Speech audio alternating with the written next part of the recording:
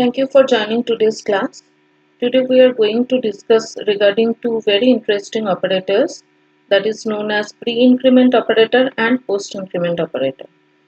And similarly the pre-decrement operator and the post-decrement operator. So let's start.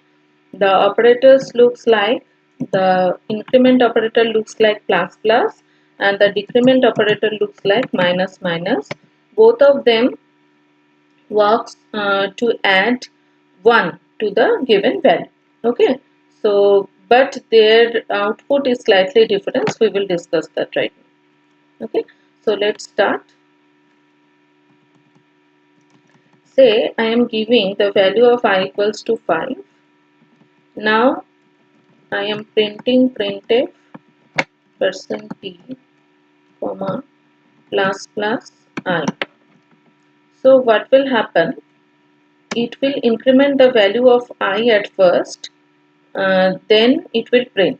Okay, so when the plus plus operator is written before the variable, it is known as pre-increment. Okay, when it is written before the variable, it is suffixed as prefixed as pre, and when it is written after the variable, it is prefixed as post. Okay, तो pre increment का काम होता है, पहले वो add कर देगा, then वो बाकी काम करेगा. So plus plus I will give you the value 6. Okay, see the output is 6 here. The output is 6. Now if the let us print the value, थोड़ा लो करके print करते हैं, बहुत साइड में हो रहा है output. Say let's see the value again. See the value is 6. Okay, the output value is 6. Now if I am writing here I plus plus, then the output is 5. Why? Increment क्या हो नहीं रहा है, हो रहा है, लेकिन उससे पहले प्रिंट हो रहा है. प्रिंट ऑपरेशन का काम पहले हो जाएगा, उसके बाद इंक्रीमेंट होगा. हमें कैसे पता चलेगा कि इंक्रीमेंट हो गया है? We will write here printed %t after the ये स्टेटमेंट के बाद, जिस स्टेटमेंट में i प्लस प्लस है उसके बाद और एक बार हम लिखेंगे %t, i. जब लिखेंगे तब देखो, see here now the output is 6.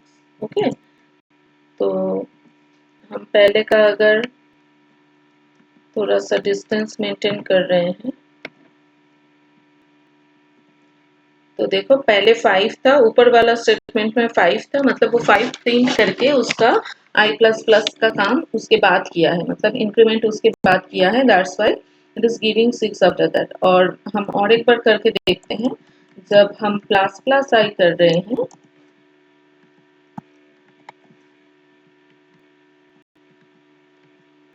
तब देखो 6 पहले ही इंक्रीमेंट होके प्रिंट हो रहा है, उसके बाद फिर से 6 प्रिंट हो रहा है, मतलब और चेंज नहीं हो रहा. Similarly when we will use the decrement operator, pre decrement जब कर रहे हैं तब क्या होगा? 5 का वैल्यू पहले डिक्रीमेंटेड होके 4 हो जाएगा, then it will be printed. तो 4 पहले के लाइन में भी 4, उसके बाद भी और चेंज नहीं हो रहा है, तो 4 अगेन. और अगर हम पोस्ट डिक्रीमेंट कर रहे हैं तो पहले 5 प्रिंट हो जाएगा, उसके बाद वो 4 होगा, तो 5.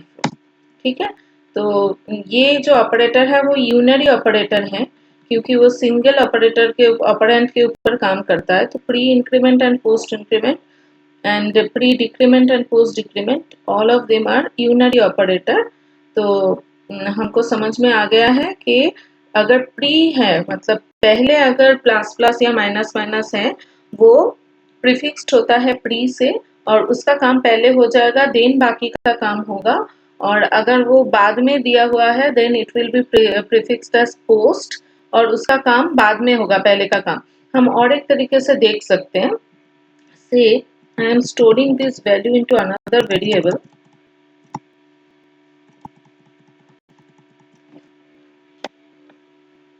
Say I'm storing this like c equals to, अगर हम प्लस प्लस i करें, ये भी हम कर सकते हैं. तो printf c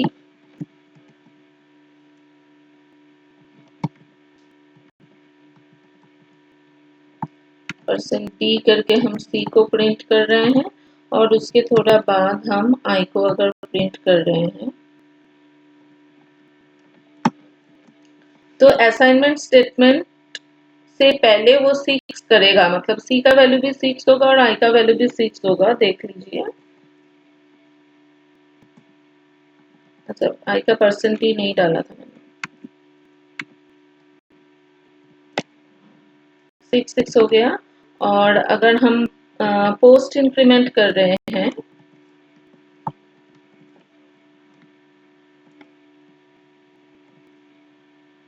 तो पहले उसका वैल्यू असाइन हो रहा है, देखिए 5 असाइन हो जा रहा है, उसके बाद इंक्रीमेंट हो रहा है, therefore the output is coming as 5 6। तो ये प्रिंटफ स्टेटमेंट के भी ऊपर ऐसे ही काम करेगा और असाइनमेंट स्टेटमेंट के भी ऊपर। तो minus minus I think you can guess, minus minus I दे रही हूँ तो 6 का वैल्यू क्या हो जाएगा, 4 हो जाएगा और i का वैल्यू भी 4 ही होगा। और अगर हम i माइनस माइनस करेंगे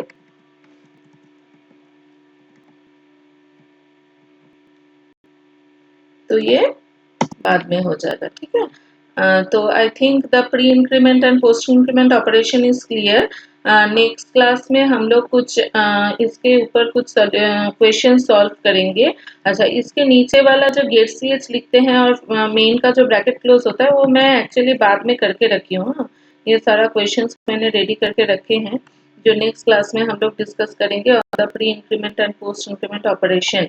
ठीक है, तो आज के लिए इतना ही। हमने प्री इंक्रीमेंट और post increment and pre decrement and post decrement operation सीख लिया। Okay, thank you.